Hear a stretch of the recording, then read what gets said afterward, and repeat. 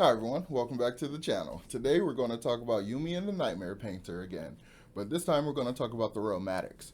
So this book has a lot of interesting Cosmere Realmatic kind of ideas that are explored and just kind of hinted at and thrown out. So I want to kind of break down some of them that I thought was really interesting and kind of theorize about them. So yeah, this will have full Cosmere spoilers. Anything that I can think of relative to the Cosmere, I'm probably going to talk about. So full warning for total spoilers. So yeah, with that being said, make sure you hit the like button, subscribe to the channel if you haven't done so already, and let's begin.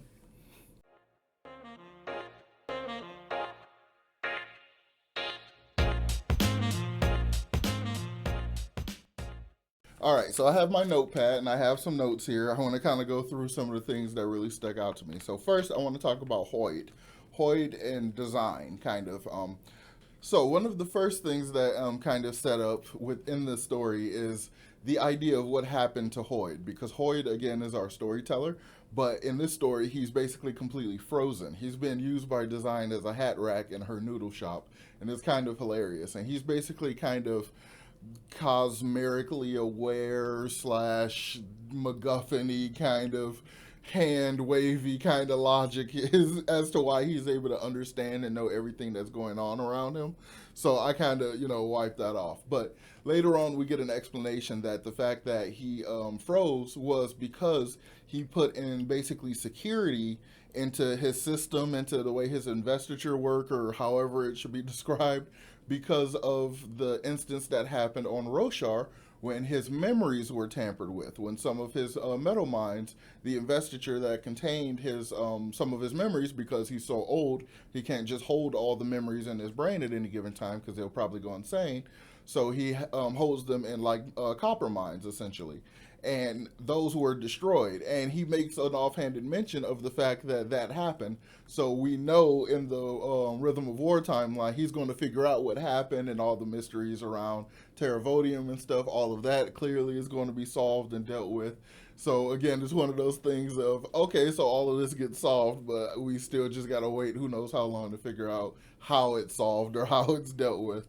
But I thought that was interesting. And it's kind of a just kind of a glitch, I guess, with the interaction between his security system and the way the investiture kind of gets absorbed on this world. So he basically was frozen in time in order to make sure his investiture couldn't get stolen. And he's a great wealth of investiture, so it's pretty interesting. But I wonder if like design remain unaffected because Hoyd is the human version of the bond or whatever, the human part of their bond.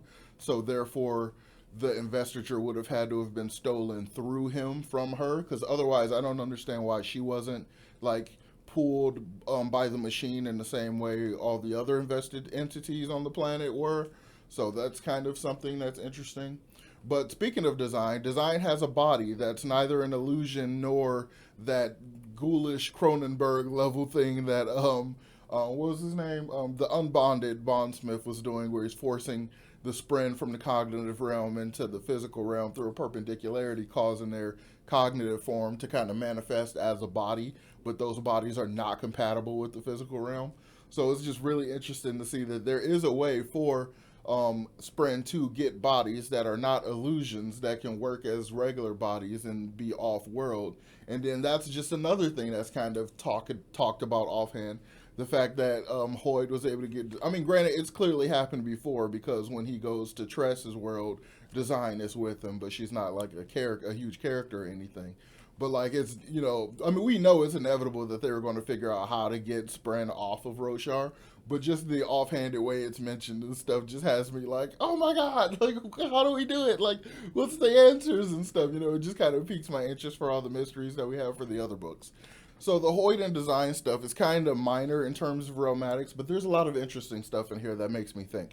I wonder, I start to think about like what type of cryptic would design have been for Elokar at this point, because her personality is so off the wall. She's very much more like a Chandra. She reminds me a lot of Melan in a lot of ways, but she is so just not compatible with Elokar's personality. So I wonder if her personality has been heavily influenced by Hoyd, and the fact that Hoyd himself is almost a Spren type creature in and of himself. I wonder if like that kind of personality or quirks or whatever kind of influence her to be more inhuman because she doesn't have to kind of adhere to like the bond with a regular human. But I guess actually no, it makes sense. I just remembered. The bond definitely does affect the Spren regardless because the way their spirits webs are kind of intertwined. So Hoyt's strangeness, along with all his extra investiture, probably has had a large effect on design, and that's probably the explanation as to why she's so fun and quirky, because it's literally the influence of Hoyt. So that's kind of fun to think about. I really like that actually. I'm going to stick with that. That's now headcanon. If actually no, that's probably just straight up canon. That's not even headcanon. So yeah. Next up on my list, yeah, so there is design apparently just has this device that's a Fabrial type device that can just read spirit webs and like understand it, even though she mentions that this is only kind of a minor view of it. There's a lot more to it and stuff that, you know, the device isn't powerful enough to handle. So that means that we're going to have Fabrial technology that can probably work on multiple planets. We don't know where this tech came from, but or maybe it's even like a Silverlight original device or something. We don't know, but clearly the landlocked nature of Investiture is clearly going to be solved fairly soon. I think it probably will be solved somewhere either in Stormlight 5 or somewhere immediately at the beginning of the back 5, because I think the War of the Surges and these like interplanetary wars and stuff, I think that's coming a little quicker than I originally assumed.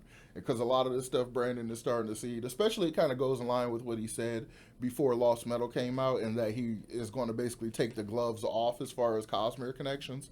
So I hope a lot more of that is just, he just kind of puts his foot on the gas, because I am desperate to know some of these answers. Okay, that's pretty much all I can think of about Hoyt and design. Like, I like the fact that Hoyt kind of, you know, he's the narrator. I really like that. But honestly, in this book, I had a little bit of trouble in the beginning placing who was telling the story. I couldn't really tell that it was Hoyt, so I thought that was kind of interesting. It feels like that was a little bit of Brandon trying to get the voice together in his head a little bit or something. And it just kind of came across a little like Earth meta in a way, like how Hoyt will always make references to like Roshar and other planets and stuff. A lot of the early references in the book felt like he was referring to things on Earth. So it kind of like had a, you know, it was a little confusing to me. So it took me a little bit to kind of get into the idea that it was Hoyt's voice and all that kind of stuff. So yeah, again, like I said, the stuff with Hoyt and design was fairly minor as far as Realmatics because we don't get a lot of explanations, but I think it's really fascinating. I do like the way Brandon just kind of hand waves away, like, oh yeah, he became more aware of conversations and thoughts and all this kind of stuff, and he even kind of lampshades it towards the end where he talks about how Hoyt somehow just, like, how would he know about conversations that he was nowhere near, and like how would he know about the inner working thoughts and emotions of these people as they're going through it and stuff like that. So I kind of like that it's more or less a meta textual hand wave away kind of thing, because it's like, yeah, Hoyt's the storyteller, he's a keeper of stories, so of course he knows all these things. Don't think too much about how he knows their inner thoughts and stuff. Don't think too much about it. But I really like that. So the next thing I want to kind of talk about is just the idea of nightmare painting, because this is where it really got me thinking about Realmatics, because it is very similar to like Spren logic. So it clearly seems to work on the principle, the same principle that is clearly what's the word, consistent. Yeah, it's clearly consistent throughout the Cosmere that Investiture has is very like vulnerable, I guess would be the word, or is very susceptible to human conscious thought. Like the power of the cognitive part of any human has a lot of influence over Investiture. Even large amounts of Investiture that always like will want to be its own thing will kind of become self-aware. It's interesting to me that even that level of invested creature or amount of Investiture can be heavily influenced by a person in the physical realm. I assume it's because the physical realm, by the nature of it being physical, has just like stronger kind of, you know, ability, like just a stronger effect in that direction, because everything in the cognitive realm is a reflection of things in the physical realm based on thought. So despite Yumi technically being significantly more invested than Nikaro, he's able to basically well, I guess it depends on how you interpret the ending. I interpret it as he basically forced the Investiture to become a Spren version, a Investiture puppet, a just kind of a untrue version of Yumi when he remanifested her out of the shroud.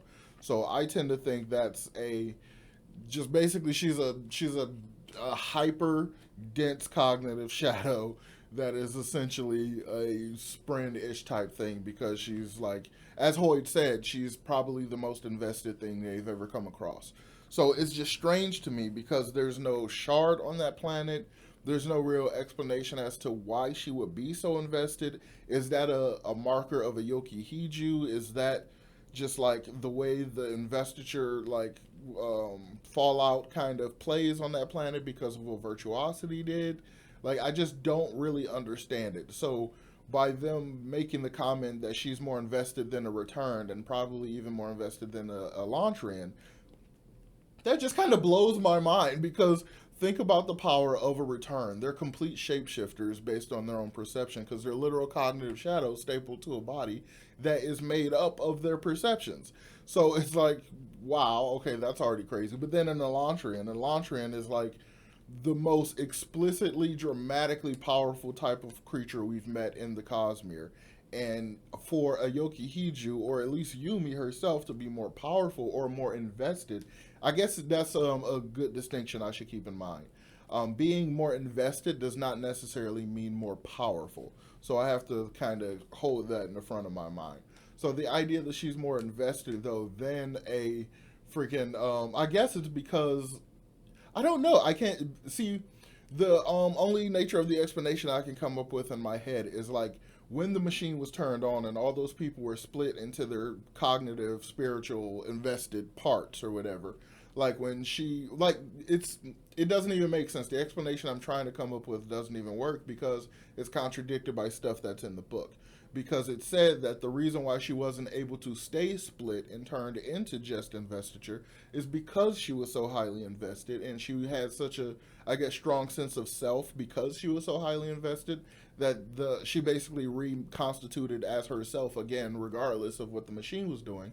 So therefore, the machine plus the investiture it was holding, which made it semi-sapient, kind of created a situation where like let's just put her in a simulation thing like because they couldn't do that. But it seemed to be the same way for all the Yoki Hiju.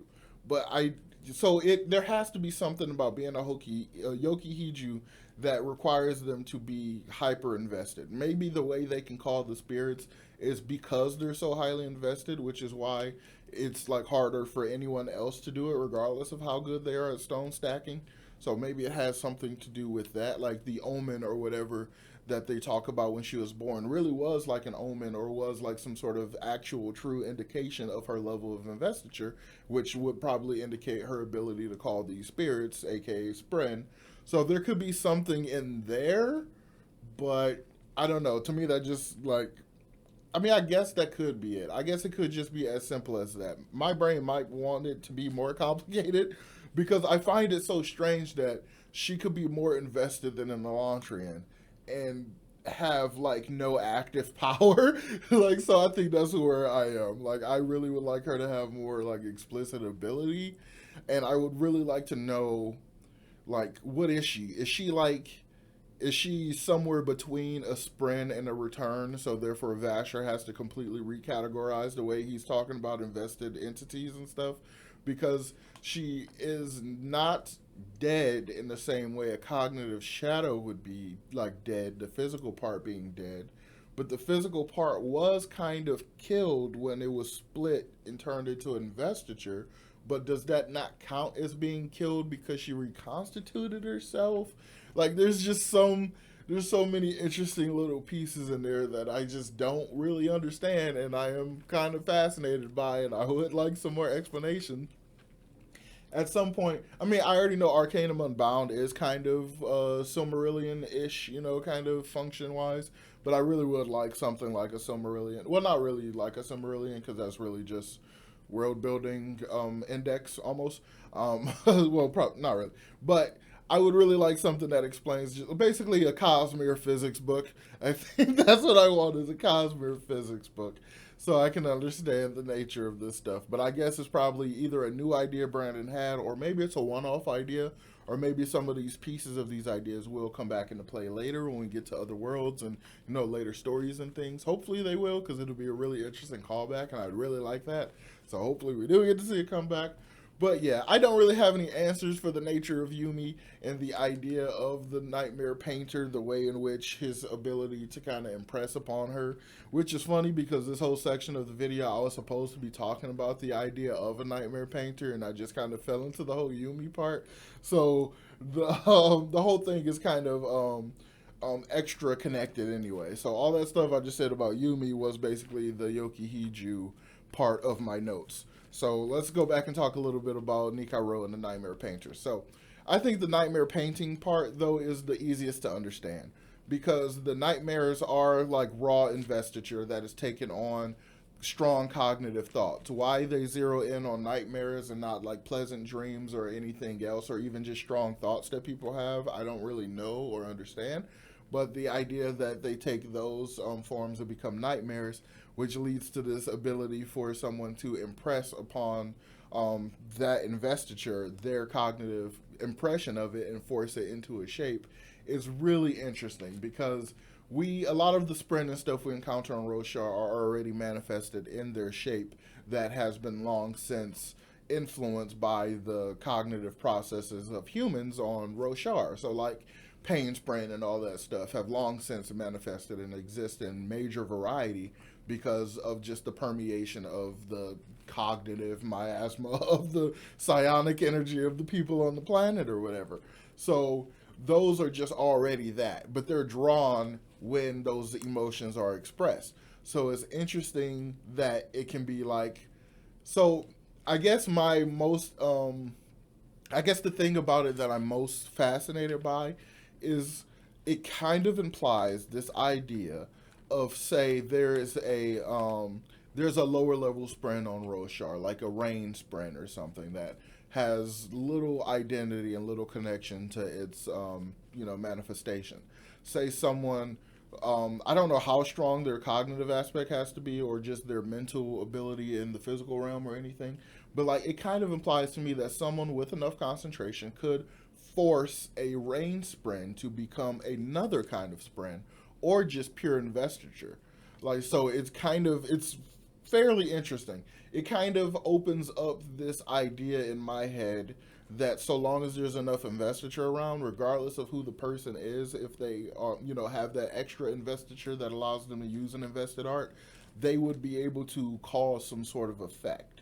So it's pretty interesting, just the nature of the physics of the Cosmere. I could be wrong on that idea, but that's what it kind of implies to me. The fact that we can take these nightmares, and based on the way light weavers work, at least the way Shallan has to focus her light weaving with the idea of a drawing, allowing it to be the focus, allowing her to create the illusion, we now have these paintings, these drawings, that are the focus that allows their cognitive impression to be forced onto the investiture.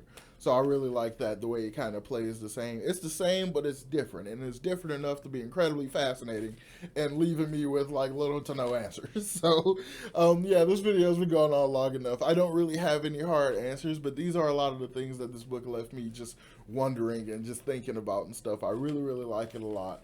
And I really want to know what your guys' thoughts and opinions are on the Realmatics of this book. How do you think Brandon did on the expansion of the Realmatics of the Cosmere?